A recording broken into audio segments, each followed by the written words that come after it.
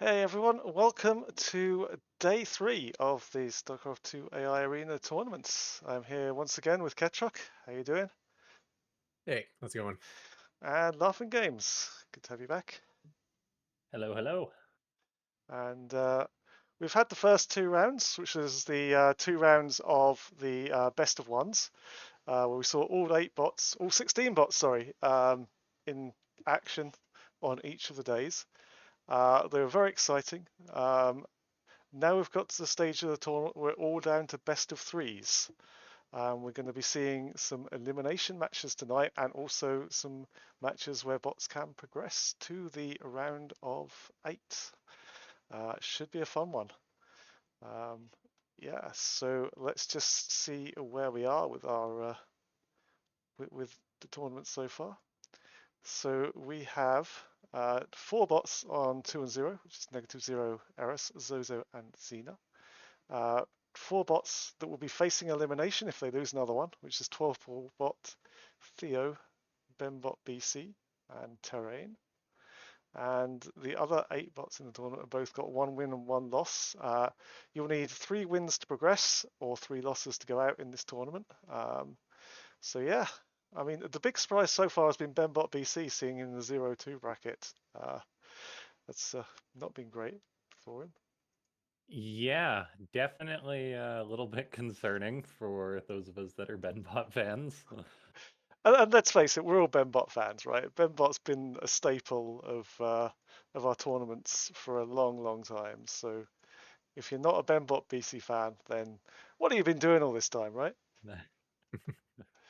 Uh, He is the bot that's always counted out but never actually goes out too, so I could definitely see him swinging this around to a 3-2.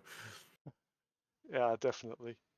Uh, Dyson's just put up in the chat that yes, I have a mattress up against the wall. Don't worry. It's because I had to buy a new mattress. I had to have somewhere to store it. By the way, bought a new mattress for my bed this week. It came with an instruction manual.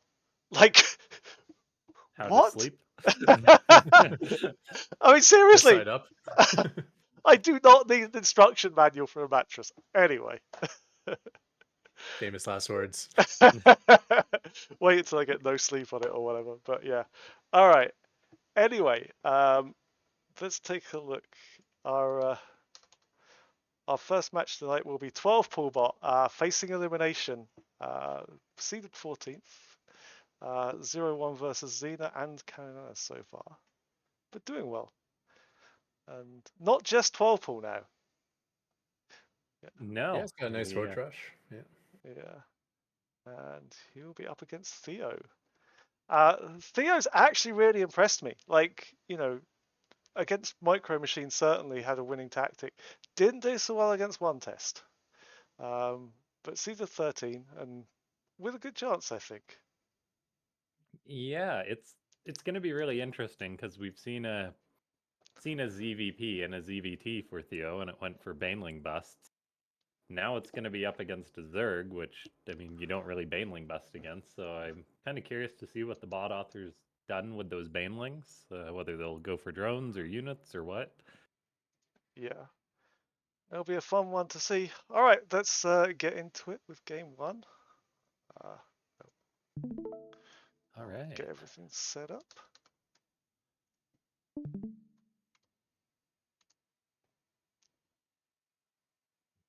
Okay, spawning in the top right-hand corner, we have the red Zerg 12 pool bot. And in the bottom left, we have the blue Zerg, Thheo. Little ZVZ action here. Yeah, ZVZ between two rather aggressive bots, so it's gonna be interesting to see which unit is the bigger aggressor, I suppose, as 12 pool bot goes for its pool. Thheo does like to go for an expansion for the extra larva with its build, but yeah, we'll see.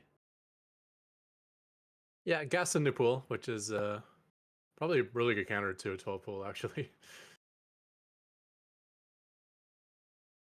You always want your pool to just be slightly after your opponents. That way you can still defend by the time they arrive. Yeah, that's definitely true. And I mean, the rush we saw from 12 pool bot in previous matches, it wasn't as quick of a rush. Like I mean, it made a Roach Warren, so we'll see if it does that again. And it does look like it's moving down to take an expansion on the low ground. So both these bots are actually taking expansions, but I'm not sure how honest their intentions are as far as macroing up or anything like that is concerned. Yeah, I didn't actually see the pool timing. I thought that was 12 pool. So I think this is going to be Massling, but it could be Roachhorn. Okay, here's the Roachhorn. Yeah, so it's going to be the Roach Rush out of 12 pool bots, which does seem like a little bit stronger in ZVZ, although Lings can catch your opponent off guard. Yeah, Roach. I mean, Lings generally don't do that good against Roaches, and Thheo has only built Lings and Banelings we've seen so far. At this, like, at the same time, I'm not sure if I don't believe 12 Pool Bot utilizes Burrow or anything like that. So the Lings may actually be able to kill the Roaches, unlike against a lot of other Zergs. So yeah, let's just watch as that Roach Warren is getting closer to completion, and both bots are going to have their natural up. But there's the Baneling Nest for Thheo. Interesting. I wasn't sure if you go Bailing Nest in ZVZ.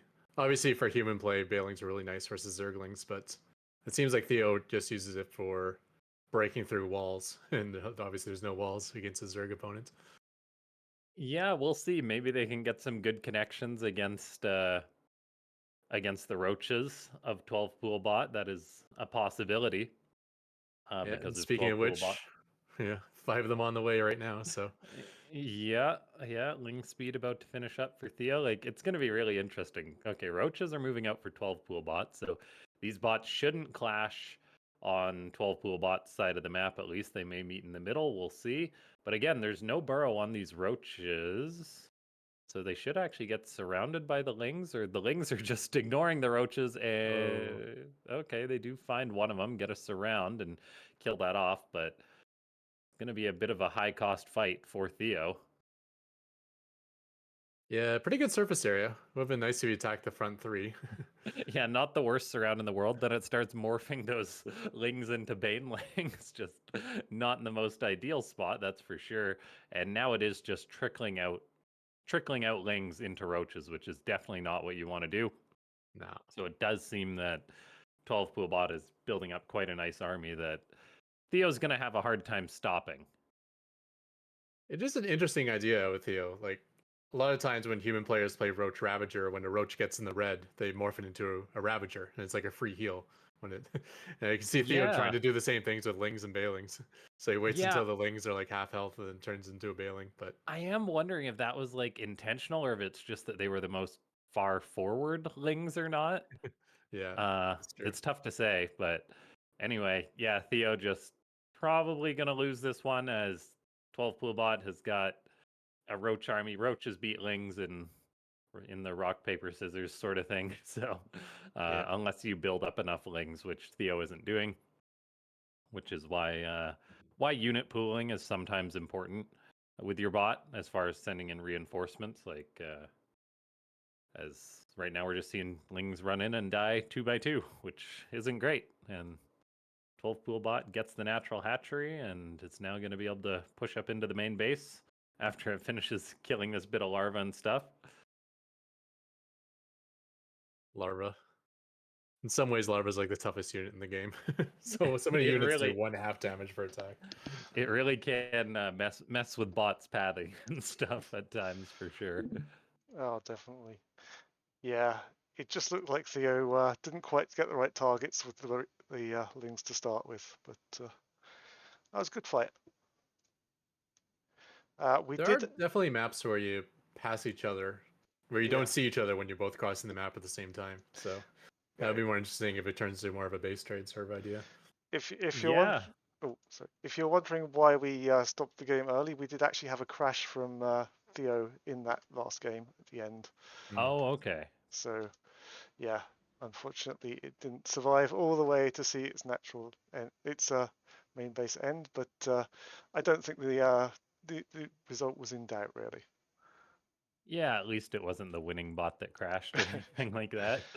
Yeah. So that's good.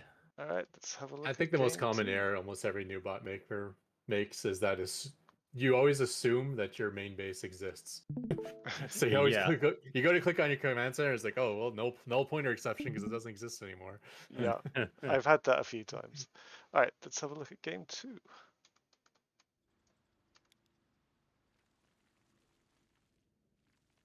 Okay, so this time spawning down in the bottom right, up 1-0.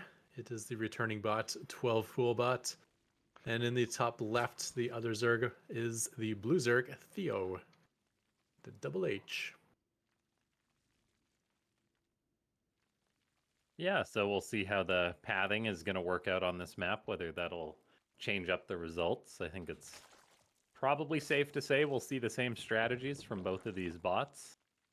Yeah, I'm trying to remember Ephemeron. I think both paths go through the middle of the map. They might take a different ramp, but I think they'll see each other. I Or a think different so bridge, as I well. should say. Yeah.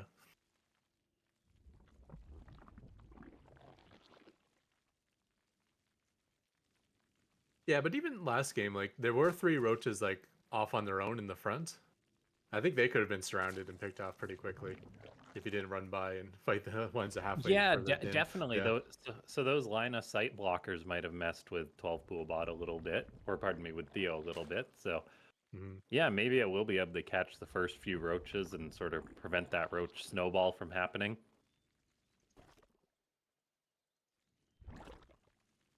And I think you're right. I think we're seeing similar builds out of both opponents. We have the gas pool versus the pool gas.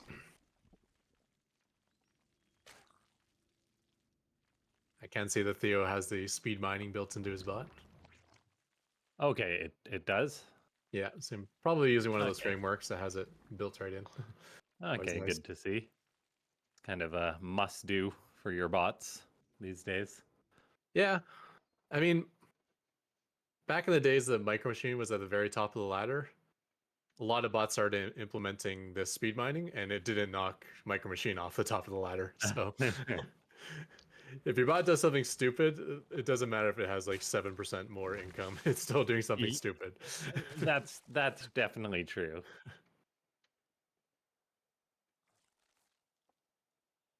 Okay, first 2 lings arrive. They do see the hatchery that near completion for Thheo. No response out of Thheo as he's keeping his ling count hidden in the main base. First roaches on the way for 12 full bots. And yeah, nothing but roaches on that production tab. Yeah, that is a lot of roaches. 12 Pool Bot saying macro roach, which is interesting, seeing as how it's going to be getting quite aggressive. Yeah, doesn't build a single drone. Macro roach.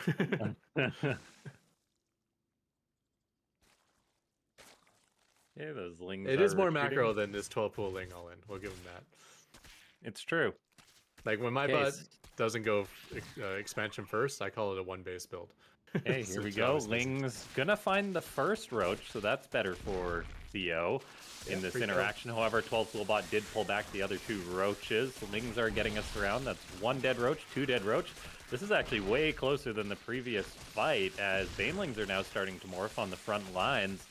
It's just going to be a matter of roach flood now versus, well, ling flood, but Theo's about to have a few Banelings finish up. That could definitely be big. We'll see if 12 Pool Bot splits its lings against the Banelings, which kind of just wander forward, and it does get a great connection. 2 roaches left, another Baneling wandering forward, gets a connection. This game is actually looking pretty good for Thheo right now. Yeah, Choful bot loves to follow up with extra lings because they can cross the map quicker, but then that just makes them fodder for the Banelings, as we're seeing here. How about that? A bit of a different result so far. We'll see if 12 Pool Bot can muster up enough lings to kill Thheo. The difference is speed versus no speed right now, although 12 Pool Bot is researching speed. But Thheo has lost its snowball of lings now, and it's just feeding them in 1 by 1, which is not ideal. No, definitely not. Especially as the damage is being spread between multiple lings. I was hoping he'd at least try to focus down the weak ones, as that's something bots can do pretty well. But looks like more of an A move. So I think the snowball is now snowing in the other direction. There's going to be like a full boulder by the time it arrives at Theo's base here.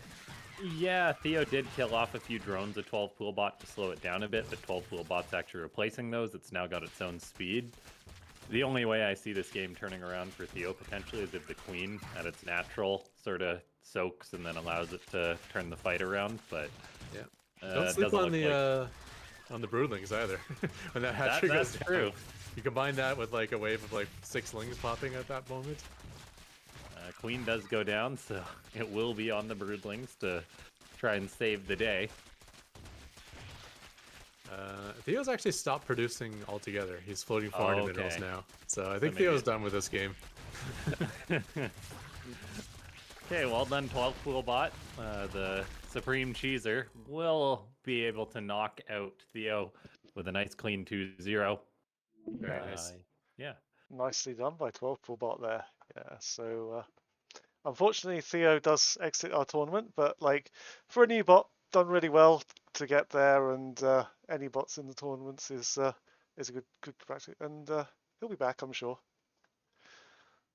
So Yeah. I mean, that looks like the start of a great bot, you know.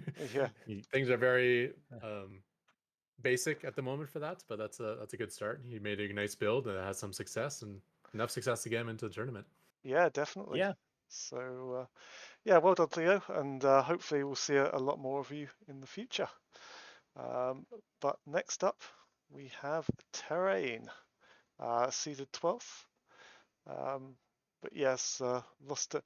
Terrain's had a really bad run because I think like getting unlucky to come up against Eris and then SharkBot, which is also a really well made bot. Like, I mean, it's not had the best of draws so far, has it?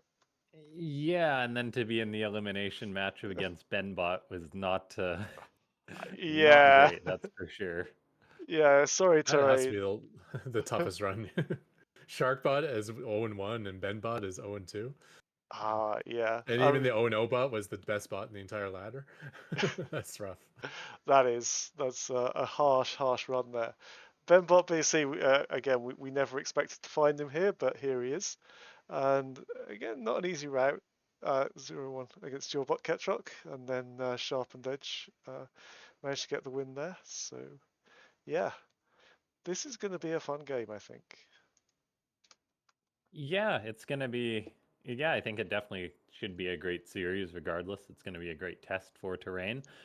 And Yeah. I mean like it did very well against I believe it was the cheese of Thheo, was it? Or Yeah, so against or He's SharkBot, Eris and Terrain, me. SharkBot, Shark, so Pardon me, right, yeah. yeah, against SharkBot, I think he had a reasonably decent performance, but yeah, SharkBot, it really is just a really well-made bot that can deal with a lot of cheeses as well as put them out. So yeah, let's have a look and see how we do. yeah, let's hop into this. I'm excited.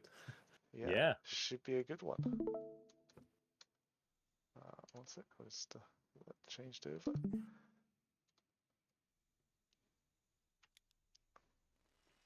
Okay, so spawning up in the top left, we have the red Terran and BenBotBC, and it's going to be a TVT. So Terrain is going to be the blue Terran in the bottom right. This map kind of has like a funky natural. There's not really a choke point in front of it. There's like a ramp, but then you can go around that ramp. So one of those maps where it might be difficult for BenBot to get his like, fortified front line that he loves so much. Of course, as I say that, he's also doing the other thing he loves so much, which is going to be the proxy barracks. Yeah, definitely a very strong build. So it's going to be a good test for Terrain, whether it can potentially deal with something like a bunker contain, or whether it'll send SCVs to their death endlessly. Yeah, and that's exactly what it is a test. I mean, it's not a huge investment in the game, and it's not a huge investment in your time to code, but Yeah. it can really give headaches to a lot of bots.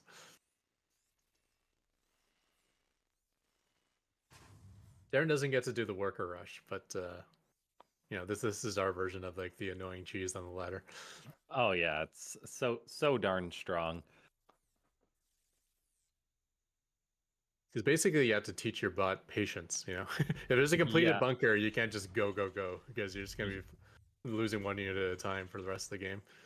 Yeah, absolutely. Now, Reaper is on the way for terrain. We'll see how that's going to path forward, as I think that bunker is going to be pretty close to finishing up by the time that Reaper pops out, or it may just be finished already. So hopefully that Reaper has the smarts to not just fight and die next to that bunker. Terrain does eventually go for tanks, I believe, so that could be an end in sight, but oh dear, we do have a command center queued up next to that bunker. Will the SCV turn around, or is it going to go for it? Unfortunately, it looks like it is trying to get up that command center, and so the Reaper isn't really able to help out either. CC gets canceled, but immediately gets restarted. That is not a good sign for terrain. Yeah. At least he doesn't send SCVs to, like, continue the building of the... Yeah. But every time it dies, he tries to build another one, so... Yeah, and then the Reaper pathing there wasn't ideal as well. The Reaper was sort of just going back and forth while getting shot. Command Center is going to be canceled for the 3rd time. Yeah, you'll need a counter for that. That's gonna... That's not gonna stop at 3. Okay, there is enough Marines to actually kill the SCV before it builds the command center, but that just means another is going to get sent out.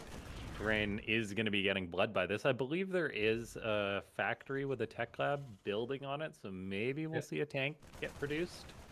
That could potentially break this, but... And this means Terrain's losing his SCVs faster, but he's not losing the 100 minerals from canceling the CC every time. It's true, So yeah. it is saving him a little. I mean, it's still terrible, but it's slightly less terrible than what it once was. Yeah, hopefully it produces a tank as soon as possible. Oh, there's one. And there we go. So that we'll see whether that inches forward or not. And no more command center attempts too. I guess he at ran out that. of money, which is nice. You throw away all your SCVs, so you're gonna lose. You're not gonna be floating 400 minerals for long, are you? So Yeah. and now he has enough production to spend out all of his money. So this could turn into like a 1-base push, even though it wasn't meant to be an expansion. Yeah. Yeah, I think it's really going to come down to whether this tank inches forward to break the bunker or not. And I believe we saw BenBot lose this in the past, where like a strong push comes out, breaks the containment, goes across the map, and wins the game. Yeah, BenBot, it can be vulnerable to certain things like that. So maybe Terrain can do it. The tank is unsieging. The Marines are waiting for it. The tank resieges, though.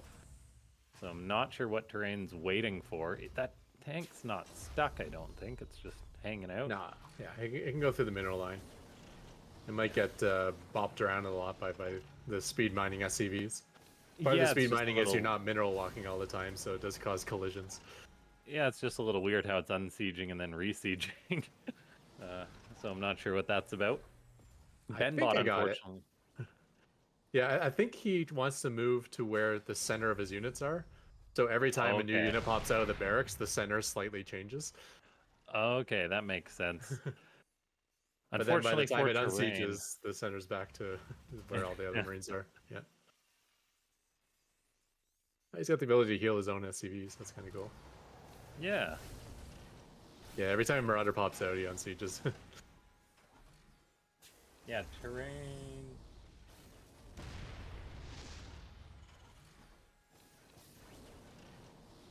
Fortunately, that's a pretty hard containment now with the siege tank there. That's going to be tough to break. Now, if it's positioned well, you can kill the bunker outside of siege tank range, but again, how patient will this bot be to slowly break out? Terrain is based off the Sharky framework, so that's probably where some of that good behavior does come from. BenBot, though, is happily building up behind this on its side of the map. It's got the natural done. Fusion core on the way, and Terrain is just hard locked on one base for now. We'll see what requirements Terrain needs to meet before it decides to move out and attack. Yeah. Okay, BenBot actually deciding to poke on in now. Stim from Terrain, gonna kill these Marines. Yeah, and not lose a thing with those two medevacs, so... just free kills, which is nice. Terrain needs something like that, as BenBot is up to a full 2 base economy at this point. -1 Yeah. gas. +1 attack is now done for Terrain. That may be the requirement. It needs to move out, and it is going down this ramp. We'll see if the bio stims forward against these tanks or not, but unfortunately it is 2 tanks and a bunker, so this contain may be quite difficult to break for Terrain. Yeah, and I also saw the tank on siege, but I don't see it at the front line, which means maybe... Okay, it was able... It's not stuck, so that's good. It's just not committing to go down there, and now there's 2 tanks in the bunker. I do not see this going well for Terrain. The time to break out is probably come and gone. Yeah, that's just the strength of this strategy for BenBot. It's a low commitment, but like it just completely kills some bots. We've got a Medivac getting taken out by a bunker in the turret. Yeah, it's just looking like a slow death here for Terrain. And like you said, it's incredibly efficient programming from the bot author of BenBot. Unless someone has specifically programmed something against this, it's not like your bot is gonna have the logic to overcome something like this. He has the air control and he has tanks. Like, he has the ability to like kill the bunker and kill the siege tanks from... Well, BenBot doesn't have vision. Yeah, You know, tank versus tank battles is all about who has vision, because tanks shoot further than they can see. So it has the pieces to yeah, exactly. potentially break out. The tanks are kind of wanting to get down slowly there. Getting further forward. Yeah, Vikings. Okay, that's a problem. Oh, yeah, battle cruiser. Uh-oh.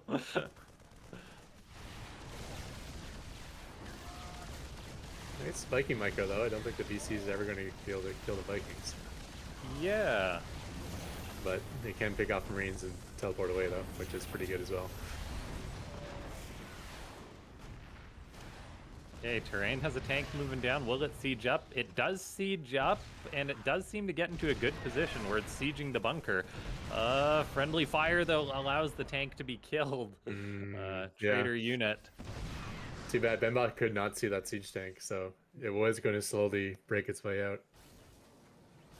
At least until BenBot brings another Viking there.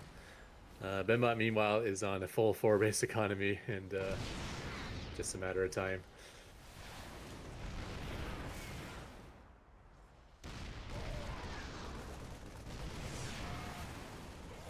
Yeah, Terrain has got to be getting close to mining out as well, which is very problematic. There is no SCV repairing for BenBot, so... I mean, Terrain might break out before he dies. Like, all this damage is permanent that's going into the bunker and tanks. Yeah, we'll see. 2 tanks sieging up on the low ground, gonna kill off some bio. Vikings should be able to handle the battle cruiser once again. However, Yamato cannon means that is not free for Terrain to deal with the BC.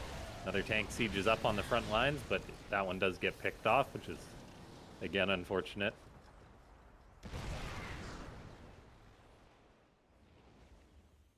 Yeah, it still has air control. So, for now, Terrain survives.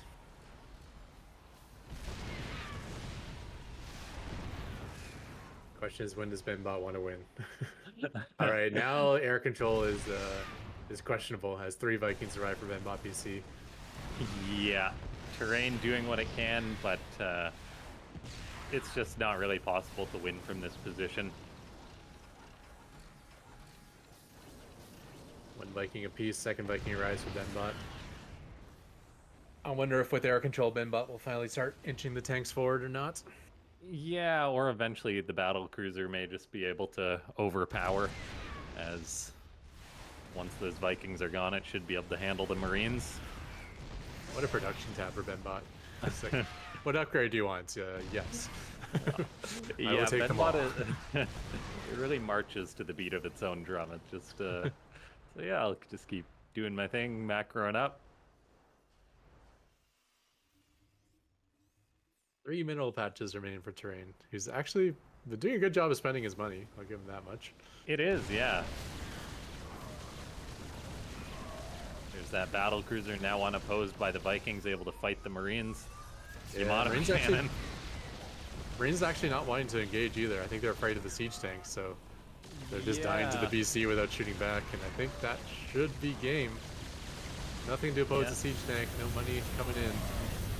One Very Viking. slow death. Oh, the battle cruiser teleports though. Yeah, one Viking was there, so it slowly got him. Here we go. BenBot finally prints the cat tag. Attack with tanks once it's at 200 supply. Yeah, Yeah, really sometimes you would, if for no other reason, you want to dump certain units when you max out. Yeah, really well done there from BenBot. Keeps himself alive in the tournament. Up for Terrain. I think like Terrain would have been fine if he just hadn't got caught out by the bunker there. If he could have just edged his tanks forwards a little bit. But yeah, unfortunately. Yeah, it was a tough one. He did give up a lot of money early on from trying to expand to the low ground. Yeah. So that kind of hurts his ability to break out as well. Yeah. You do not want to be the next SCV in line for that. All right. I think he needs like the Reaper to pick off the SCV building the bunker, or he needs to BenBot to give him some reprieve and not go for the bunker rush in game 2. Yeah. Let's have a look. Yeah, I'm not sure BenBot's that nice though. So we'll see. Yeah. Unfortunately not. I mean, BenBot doesn't always do that build. I'm not sure if he needs to lose with it to change his mind, but I think it does. I do see bunker rush right in the first tag though, so he's going for it. Oh, BenBot. All right, so BenBot spawning in the bottom right to this corner this time has the red Terran and the blue Terran on his last legs of the tournament. Actually, it might be the first elimination or second elimination. It'll be Terrain. Yeah, so Thheo is he's in the junk pile, and Terrain might join him there, unless he can turn this one around. Yeah, BenBot builds that Rax nice and far forward. Unfortunately for Terrain. Yeah, I mean, I don't mind that. SCV scouting is pretty rare in this matchup for humans and bots, so if you're cutting workers to build a barracks, it's pretty safe. Bet you're going to get it up. Actually throwing it down prior to Terrain, who's building it in his main base, so.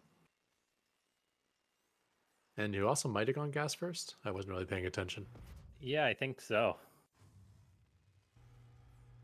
So, yeah. I think we're going to be seeing more of the same here. Reaper does take longer to build than a Marine, so yeah, I feel like by the time the Reaper's out, the bunker is going to be done or very close to done.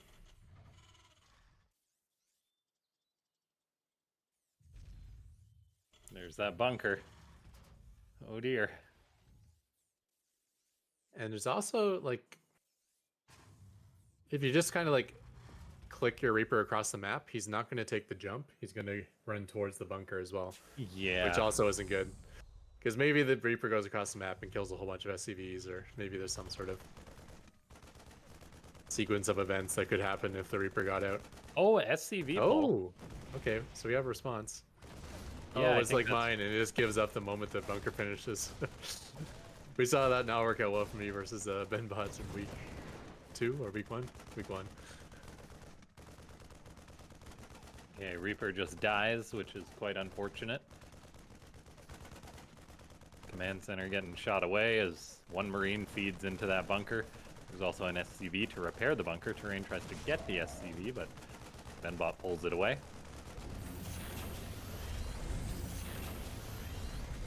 Command center, we'll see if it gets canceled and immediately restarted, as it does.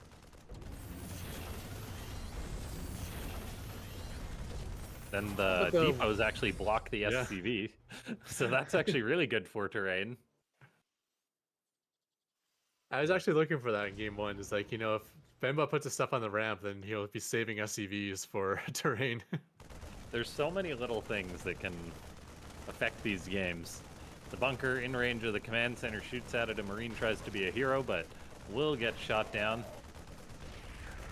Yeah, interesting. Terrain wasn't suiciding his Marines in game 1. So maybe just the SCV being there is like what he really wants to get at. Oh, this is painful. Yeah. The bunker is so far away from the command center that the SCV often lives. So Yeah. the SCV just survives long enough to like keep making more command centers and losing 100 minerals Another at a time. Reaper was built. The command center has been paused, but now gets started once again. Tanks on the way for terrain.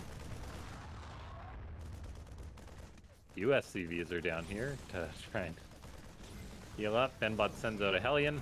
Tank should be next to really lock down this contain. The Reaper or the Hellion actually gets into the main base.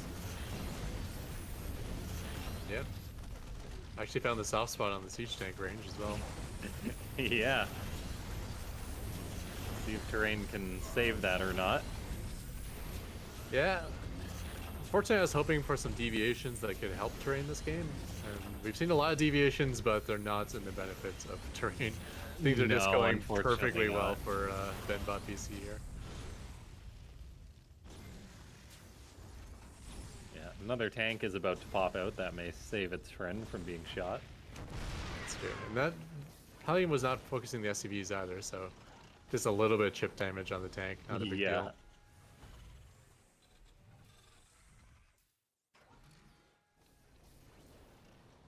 Don't know where that SCV is going. Nice, and behind that bunker too, so. Oh, he's distance mining. Oh. Huh. Okay, that's a little advantage over last game. He wasn't able to do that. He was trying to do it. He was sending down SCVs, and they take a blast to go back, get repaired.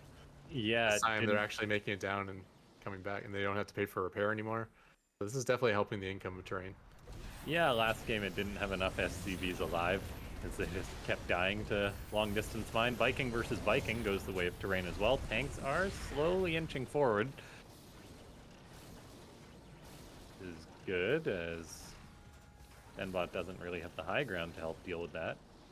Tanks, though, do end up pulling back, unfortunately. Command center gets immediately canceled.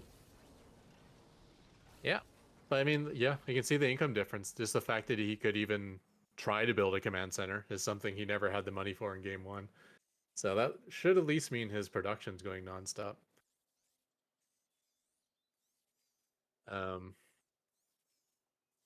Yeah, actually getting 1-1 on his bio is interesting. I feel like with this mod probably has a really solid mid game. We're just we haven't been privileged enough to see it. Yeah, like I mean, when it played against Eris, it went for that tank push that looked all right. It's just a matter of getting the plan off without being interrupted by a bunker proxy, and that is not happening here. BenBot behind this has got its natural up. It's building a battle cruiser. Terrain isn't inching out with the tanks.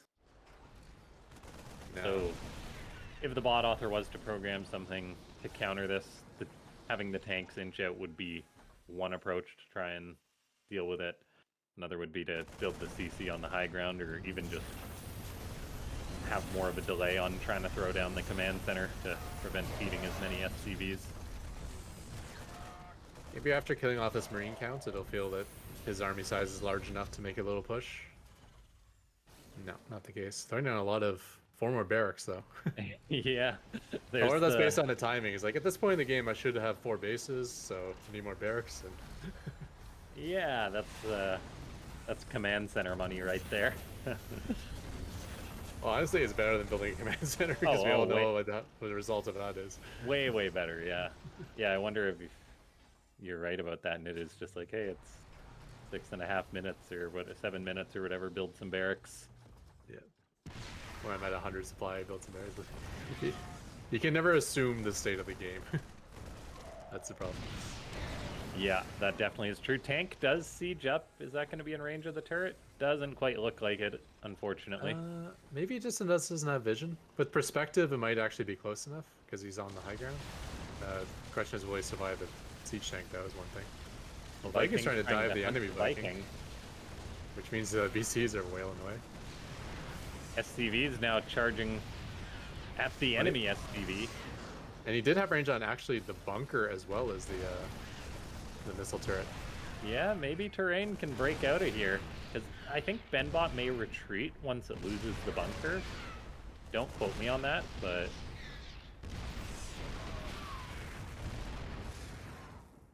Okay, apparently not. Putting you on it. sometimes BenBot does retreat after our rush has failed. Yeah, he's gonna have trouble getting down the ramp because his own siege tanks is blocking, but he's trying. Yeah. He has air control still, so he can definitely crush through these tanks just with the vision. And he does, he sieges his tanks at max range, which is something normal, and that does mean whoever has air control will win the tank battle. But now he's a little hesitant to go down the ramp again. Yeah, battle cruisers coming on in. The Vikings are being repaired, I believe, which is quite important for terrain. Oh, that's nice. That's something we missed from game 1. He wasn't doing that. Nothing challenging the BC though. 2 Vikings do come out, say hello. One of them's going to say goodbye. Yeah, BenBot's starting to take control of the skies. Looks like it will be able to win this one. Just off the back of this bunker rush, it's just such a strong strategy, and BenBot does a good job just holding that contained. And, Yeah, taking a big Viking lead as well now. So now everything is in the advantage of BenBot. One of those strategies that if you want your bot to play some of the better bots on the ladder, you gotta counter things like this, and it's not an easy thing to do as a programmer, but yeah, especially when you're starting out, you want to kind of get the basics down. You don't want to deal with like some crazy cheese that you're facing. Yeah, it's usually not the priority of people's lists. Okay, that's why the worker rush was always such a hassle. You know, it was so powerful. It was such an annoyance to build a defense to it because it took so much effort. It's like, why am I putting all this effort into like killing workers? The auto turret action? Nope.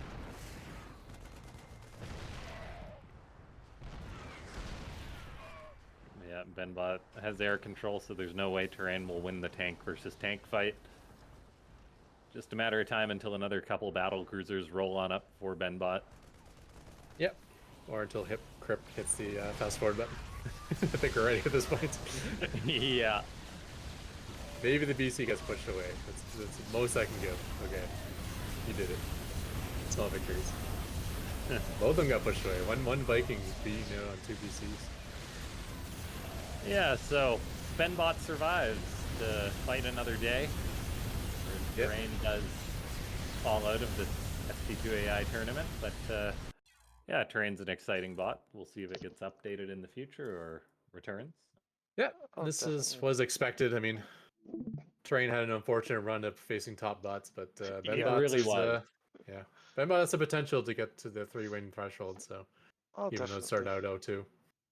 Yeah, like it's really unfortunate for Terrain to come up against SharkBot, Eris, and BenBotBC. It's not the easiest run there, but hopefully we'll see him back. And I've really enjoyed his games, so well done on making a really nice bot there. So yeah, I mean, he's got the early wall off and he repairs, so I'm pretty sure he rush either bot from their first series today. yes, maybe not Thheo, because Thheo has the bailing bus portion, but I think he'd do pretty well against the other two, against a Elbow bot. Yeah, it really was just a tough draw, but I look forward to seeing more Terrain in the future. Yep.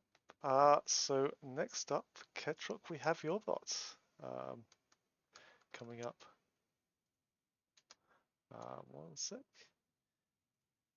First up is SharkBot. Lost against Zozo with a win against Terrain. So yeah. Seeded 11, which is quite low for SharkBot, I think. Yeah. I think still... on the... Yeah, still 1850 though. That's pretty... Yeah. It must have been pretty close to on the ladder around that area.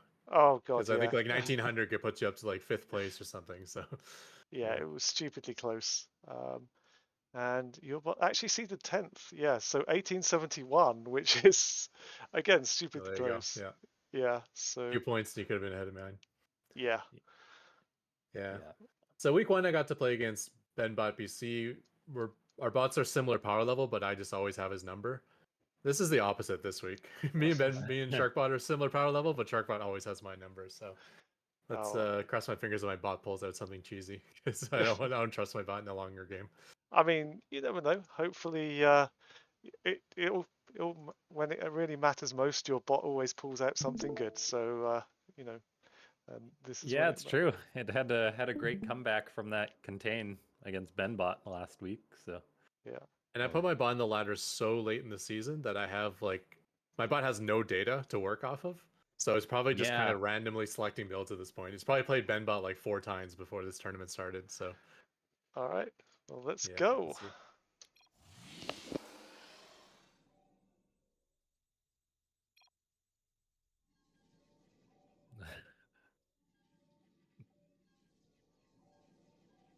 I gotta add more chat to my bot. I haven't done that since 2022 or something. Is probably the last chat message I put in my bot.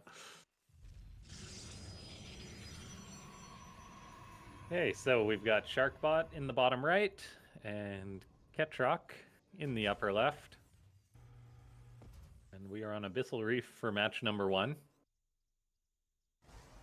Yep, SharkBot just roaming around looking for proxies, I think, as he's perhaps waiting to throw down to Nexus. No, he's going to go Gateway and gas, and his second gas even.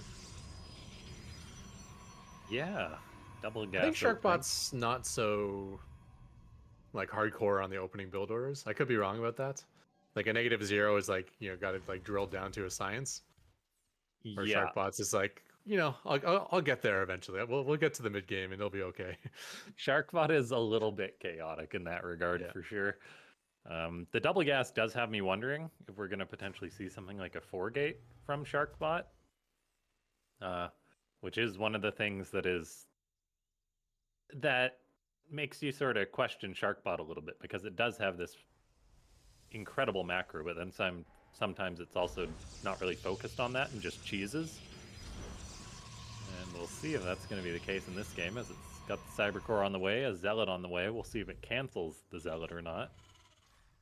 He does also have the best proxy Stargate build I've seen out of any bot, where he'll build like batteries and right outside your base and kind of going back and forth with Void Rays, recharging. And switching to Tempest even.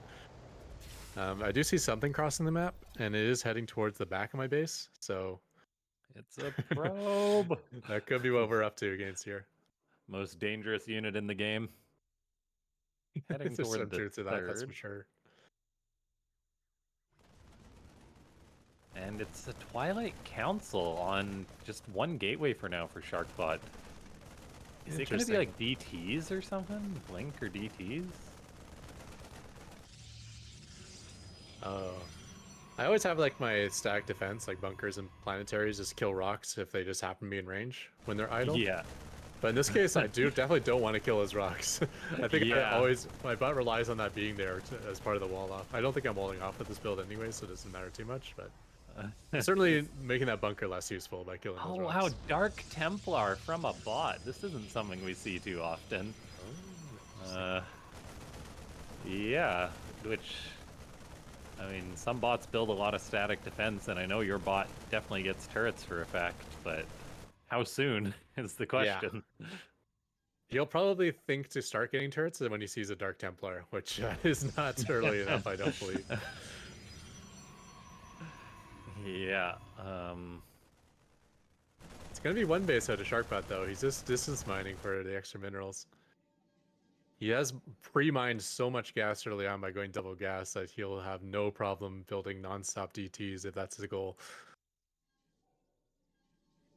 Yeah, Warp Gate. Just a few seconds away from completing at this point, and then that those DTs will be able to be warped in. Your bot goes for a third command center on location, which is a greediness that I definitely love. However, it is still looking to be blindsided by these DTs. Yeah, I'm trying to recall in my brain, is does my bot scan versus DTs? I actually don't know the answer to that. The answer might be no. It might be waiting for a Raven. A fourth command center goes down for your bot as well. The tank and the bunker are going to deal with the Stalker and the Zealot. it's kind of going to be the question: will the DTs go for the mineral line, or are they going to just go for the bunker? They bypass the bunker. Does your bot raise the wall? Yes, it does against the DTs. That's incredibly important. However, DTs can cut through a wall. SCVs are being pulled, but I'm not sure it's enough, quick enough. No eBay building yet. No scan getting dropped down. Yeah, it's not looking like we're seeing a scan yet, but that's because your bot dropped a mule prior to this. Yeah, by opening double factory, the Stargate is so late, so there's not going to be a Raven here. Yeah, and eBay's on the way as well, but that is very vulnerable to the DTs where it's being built. Yeah.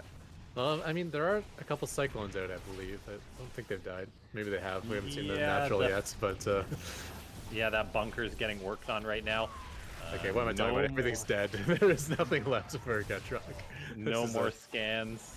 Wow, SharkBot with the cheeky Dark Templar rush. Like, I don't know if I've ever seen this in a bot game, or if I have, it's been so long.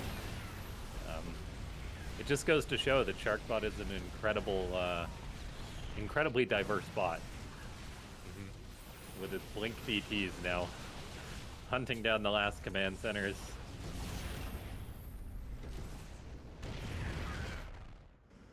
You notice how there's a probe under my command center? Yeah.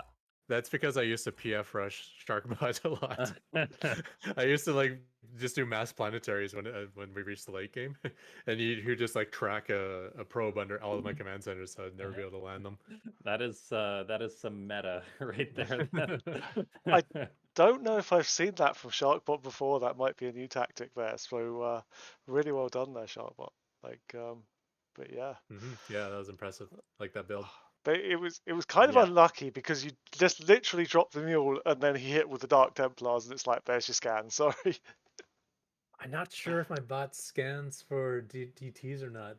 The scan is very specific how I use it. Because I found it to be useless versus like burrowed roaches, for instance. Like you scan them and then they all just scatter. And it's like, okay, I just wasted 100 to 225 minerals.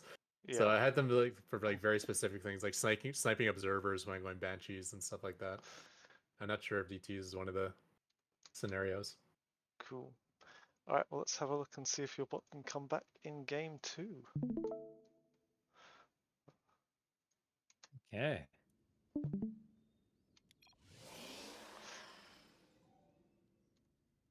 Okay. Looks like my bot's trying to break out the cheese himself. With the strategy of mech all in. Yeah, is this actually like a full one base that you're going to be going for? This is a full one base. Okay. However, this is a full one base with 0 detection, so oh dear. Let's hope we're not facing the same double gas opening here. I think SharkBot might mix it up. I don't know what his decision process is, but I don't think he's been one of those bots that like, I'm going to do the same thing until I lose. I think he always like, I got like 4 builds I think might work versus this guy. I'm just going to randomize it with those 4 builds. Okay, never mind. Double gas. Okay. So the question is, how fast will these DTs come out compared to the mech all in? Mech is, you know, it's a second layer of tech, so it doesn't come out as fast as like a Reaper all in or something. I'm not too confident for Ketroc here. Oh dear. Unless I scan. You know, scanning when you're going for a bunch of tanks can mean a lot of like instantaneously dead Dark Templar. Yeah. It could also turn really base tradey. Like the DTs did, like, will they defend? I don't know. Right? SharkBot is one basing himself. He probably, with this build, isn't thinking about defense very much. He's thinking about ending the game on his one base DT stuff. Yeah, there's that Zealot on the way. Not that it was too big of a factor in the previous game. It was all about the DTs. Double factory. I think maybe my bot gets a late Raven with this build. Does my bot get a Raven with the mech all in? Maybe not.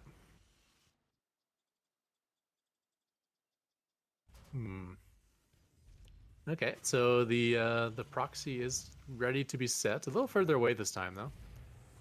I'm Yeah, guessing that's just for forward warp in, right? I didn't really yeah, pay too much attention to it last game. I believe so. This is going to be really interesting because like there's so many little factors. Your bot's not expanding, so that Zealot and Stalker that SharkBot sent in before the DTs, like that could make your SCVs pull off sooner to repair the wall quicker. If that, just little things like that can have big changes to the games, even though everyone's doing the same thing. Although it isn't a complete wall from your bot, which is a little bit concerning.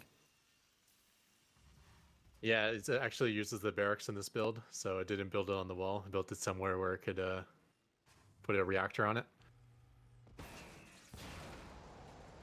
Mule gets dropped as well, which is unfortunate. Once my bot knows it needs detection, it this is mule boost. I don't know if you saw that, but I'm able to actually boost my mule to get an extra mining round out of it. Oh, okay. Is that with like yeah. speed mining or? It's different because you can't speed mine with mules. I actually hold position a couple SCVs and it like pops off the SCVs. Okay. You just like collision with SCVs to get it. Because if you notice a mule on a close patch, it always does like 9.99 trips, so then explodes. Yeah. So it's like I'm like, where if I can get an extra 0.1 out of that? Huh. That's really cool. That's probably something that just your bot does. Yeah, my bot will start saving scan energy once it knows that there's any sort of detection things it needs, and it is actually going to move out first. However, Yeah. early first. DTs are warping in as we speak. I believe that might have just been another mule that just dropped, unfortunately. Yeah, but until it sees a reason to save energy, it's not going to save energy.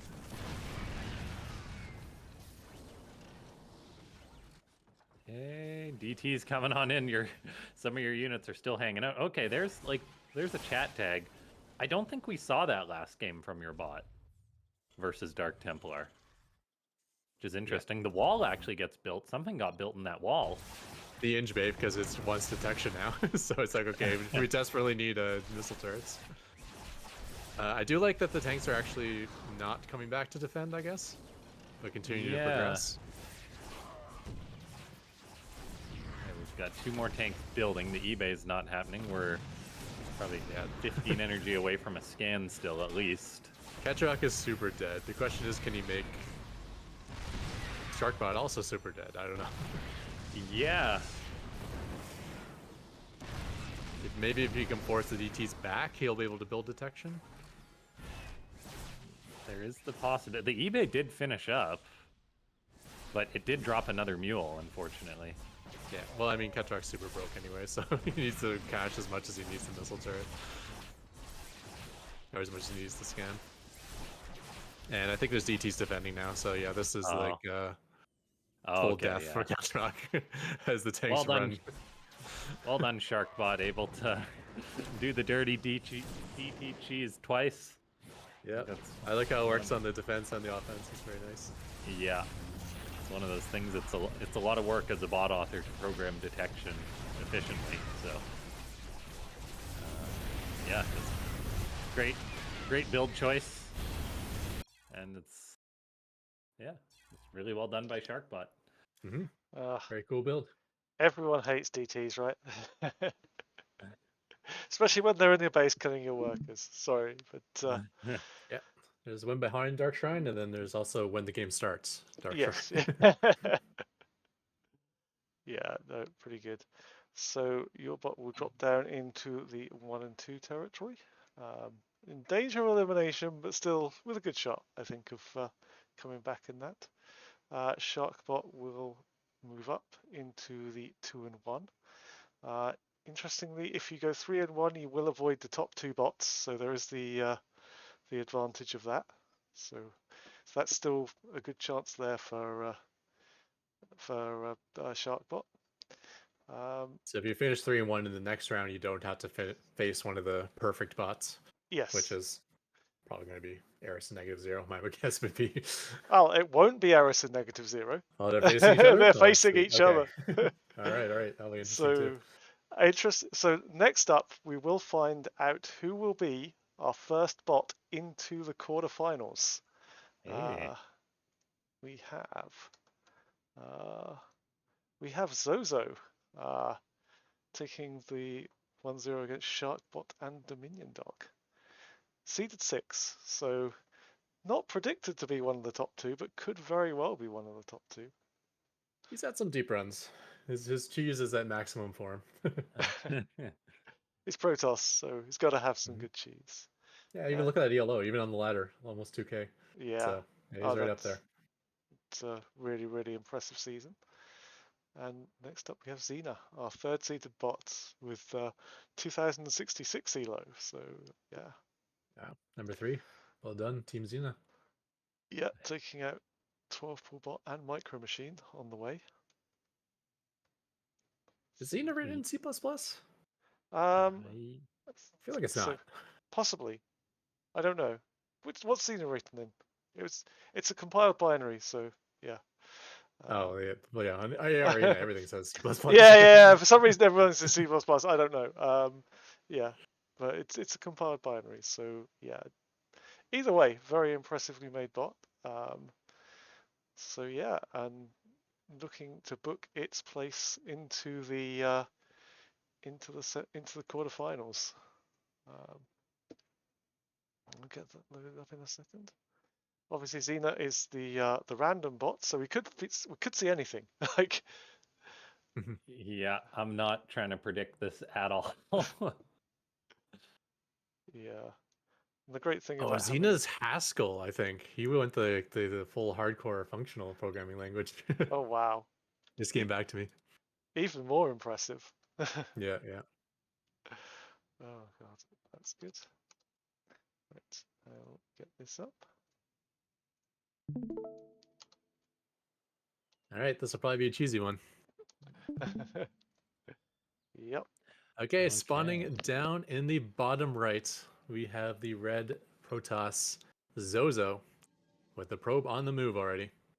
Meanwhile, in the top right, spawning as Protoss as a random bot, it is Xena. Yeah, Xena saying it's going to do safe macro as well, which is interesting. Well, emphasis on the word safe if he's going to survive whatever Zozo's bringing. I'm going to guess that gateway flower, as we don't see any gas on the way yet. It's PvP, so expanding is definitely a risky business. And oh my gosh, it's building it right in the front of Xena's base. Like that is the most obvious position, but Zozo does not care. As it comes on into scout, it's up against a Protoss, sends that probe back, but Xena sends a little probe out, but it kind of freezes on top of that ramp, interestingly enough.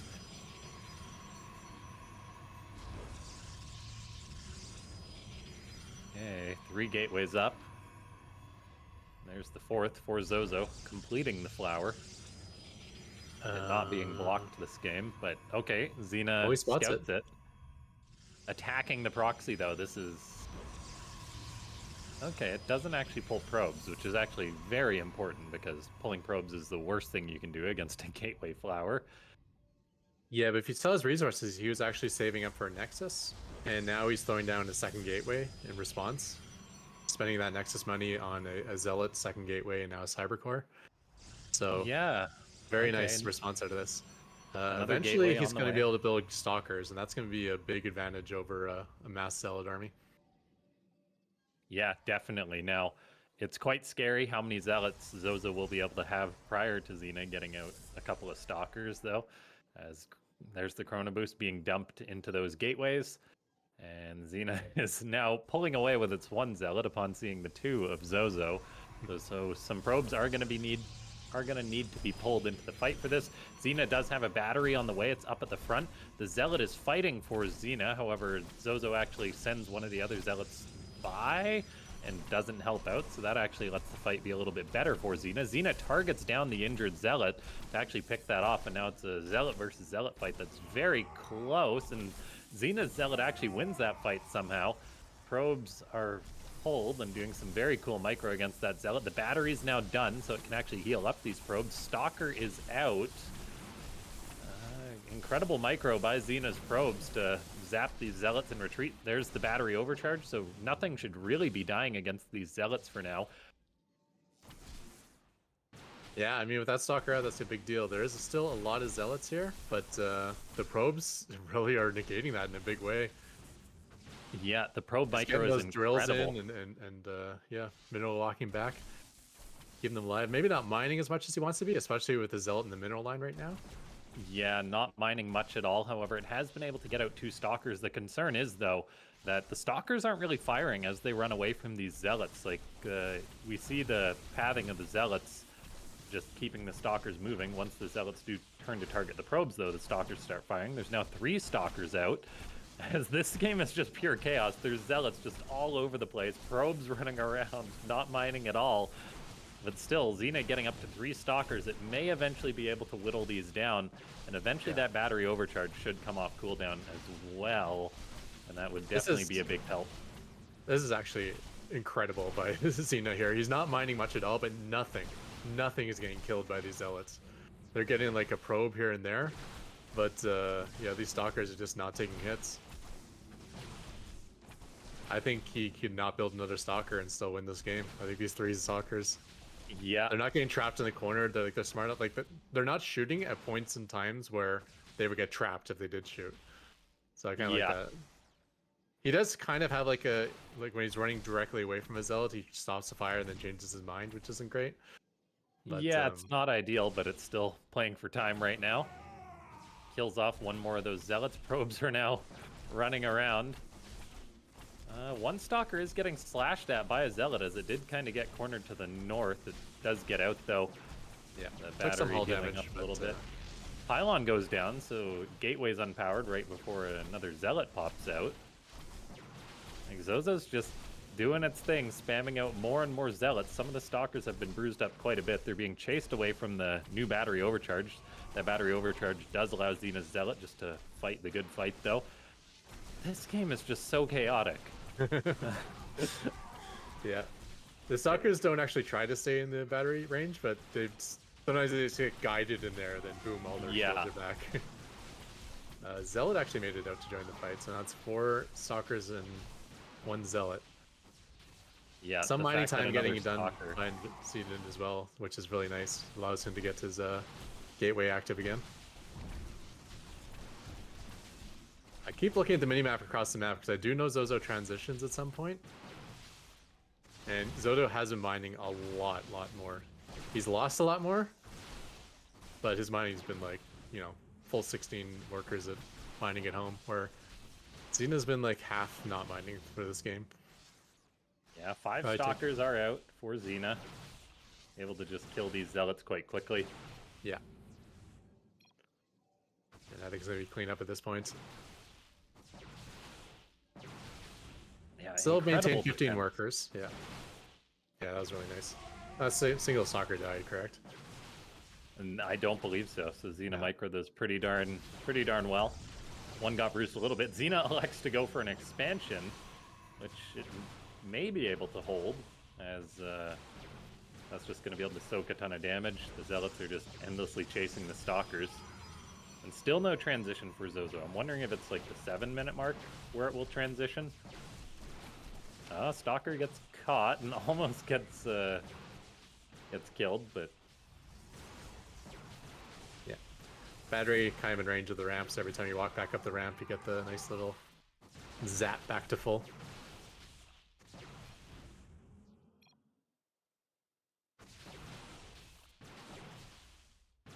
And no gas being taken by Zozo, so I would have hoped a transition would have started a little earlier. Yeah.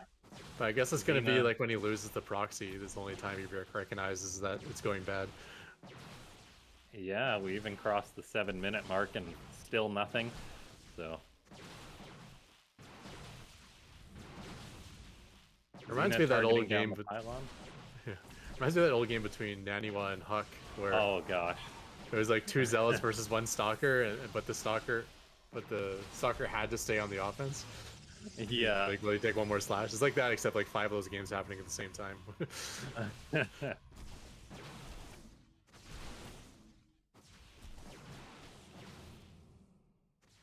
Yeah, so unfortunately, these zealots are not getting much done. Keeping the stalkers busy, but not much beyond that. 49 dead zealots dead. Wow.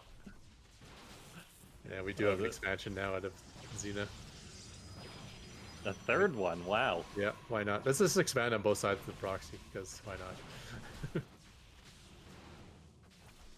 Pylon's still alive for Zozo. In fact, it actually has a second pylon next to those gateways. So the fact that he hasn't killed the proxy meant Zozo never transitioned, and now Zozo is like dead in the water because he has what, 4 mineral patches left? 2? 2 mineral patches left? It's hard to even tell. Okay, Yeah, he's down it's to not 4. even not even long distance mining, unfortunately. No.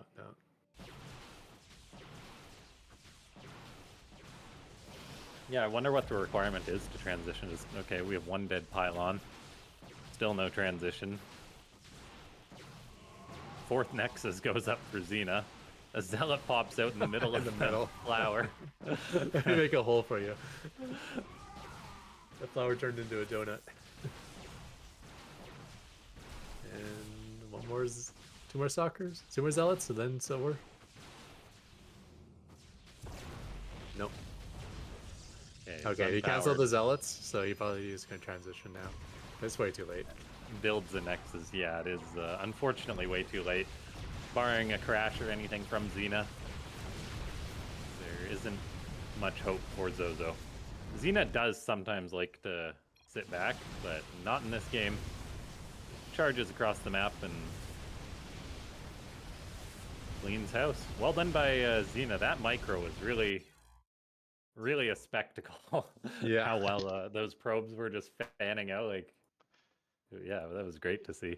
Yeah, that's something Xena does really well, is like the micro of the units, and they do it with every single unit from every single race. It's just really crazy how good that bot has got. Yeah, in some ways Xena's basic, but we did a post bots on the way he moves units, and it's really advanced. Like the units are even aware of other units, like other friendly units around, so they try to space themselves out in certain ways and get concaves in certain ways, and they're aware of terrain. Yeah, it's pretty cool. Yeah, it's amazing. All right, let's have a look at the game 2. Let's see if SharkBot can make a comeback here. Always possible. It's one of the things that's so fun about casting Xena. You never know what race it's going to roll. So the second game will probably be nothing like the first one, except maybe that Zozo will go for proxy zealots. Or maybe not. Zozo has a lot of different tactics, so that's good. Anyway, let's go. Expanding is not one of them. Okay, Zerg build Roach all in by Xena, so we got Zerg. Okay, roaches are definitely a good counter to zealots if you get them out in time.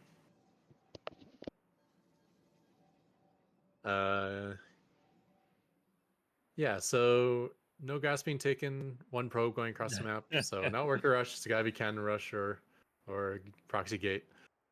Yeah, Proxy I gate wonder zealot. how Zozo selects builds, whether it's based off like win rate and this is just the best build for it. I feel like he just brought the zealot build, even though in the past he's had so much success with worker rushes, or in fake worker rushes and half worker rushes. Yeah. It just feels like this is what's working for him nowadays, you know? People have probably improved a bot against his bot and against other cheeses, so. I guess that makes sense, but like a lot of the times it would just do like 4-gate stalker and stuff too, so which wasn't quite as cheesy as this. Yeah. But here we go. Gateway Flower going up. Xena has an Overlord, but it is not quite seeing this. No, I don't think it's in vision range. Yeah. So fast roaches is definitely the counter to zealots, but these are like the fastest and the most zealots you could ever face. So like this is built right in your face, and it's like 4-gate zealots. So there could definitely be a possibility with like 4 zealots roaming the base before a single roach has gotten out. Yeah. But we kind of saw that last game, you know, with the Xena's micro. He's kind of okay with just like running drones around waiting for the roaches to appear. Yeah, it can backfire a little bit. Like if it doesn't have the units, the probes don't actually or the workers don't always fight. Sometimes they'll just run indefinitely, but there's a roach already on the way. Queen's out. Burrow gets started immediately, which is going to be huge to defending this. That is not great for Zozo.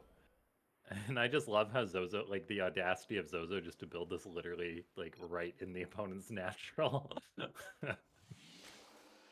We talk about how Zozo picks his builds, but I'm wondering if this build was specifically selected to be a hard counter to Zozo, because it feels like this is like the best thing you could possibly do versus Proxy Zealot. Oh yeah, no, I meant like Zozo, like how Zozo picks its build. Xena definitely uses win rates. Yeah. So makes sense. Like if I were to change something in Xena's build to be better against what he's facing, I don't think I would change a thing. No, Like I don't think fastest so possible either. roaches, okay. Yep. Like nothing beats zealots like that. Attacking the proxy with 10 supply, that's very cool how Xena just actually knows where the proxy is and declares that as a target too. Queen coming down to help out. Zealots coming on in. It's quite a choke point for the roaches, and there's just so many roaches. Xena has just absolutely destroyed this proxy. That was almost an example there where the roaches in the back weren't pushing forward. They weren't blocking the roaches in the front. They were actually able to like come back as in sequence. That's incredible. Yeah, and, Zozo is one dead nerd, one dead bot. He certainly looks that way. He will transition way earlier this time, as soon as that second pylon goes down. So he won't be like broke on empty base like in game 1. But he's got to have something against whatever 15 roaches this is with Burrow, which I don't think he's going to have. That's the thing, Zozo does have the ability to go like one base, Robo, Immortal, all in sort of idea. Yeah, that's kind of what I wish we'd have seen, like, because like, it's got some incredible unit micro itself. Yeah. And that's what he's going for right now. So he's taking the gas, he's taking the expand. But he needs these roaches to sit at home, because he cannot handle them right now. Yeah. And unfortunately for him, the message is not saying stay at home and let Zozo get back into the game. It's saying something very different. Xena is quite the killer, and that's exactly what it's going to do, as Zozo is in... It's just dead. Yeah. Burrow's even done now, so like not a single roach is going to die to this. Yeah, did Xena lose a single unit this game? I don't think so. Maybe he was stuck in that choke, but no. Yeah, this is No. going to be a perfect game, I think. Like, not only does he have Burrow, but he's facing nothing but probes. Like, there's not going to be even a Zealot. He's had to rebuild from Gateway in terms of his tech. It would be nice if Zozo built through down the Cyber Core before losing the Gateway. Yeah. This just goes to show the power of having your bot select builds based on win rates. Yeah, that's a perfect counter. It's a perfect game. Literally 0 units lost. Yeah, nothing GG. lost there. GG, guys. Well, Xena is going into our quarterfinals. Our first bot qualified with a perfect game. You don't often see perfect games, so congratulations there. That's awesome. Yeah, that was phenomenal by Xena. Yeah. All right. That's going to be a very quick cast actually today. So that's going to be all we got time for this week. We're going to come back next week with the remaining 4 games from round 3. So that will be, I think, Eris versus -0, top of the top of the set. Number 1 against number 2 right there. Yeah, that'll be a great since our last cast, who number 1 is and who number 2 is actually swapped. So that's how close these guys are. It did swap for a little bit, yeah. And swap back, okay. Yeah. Yeah.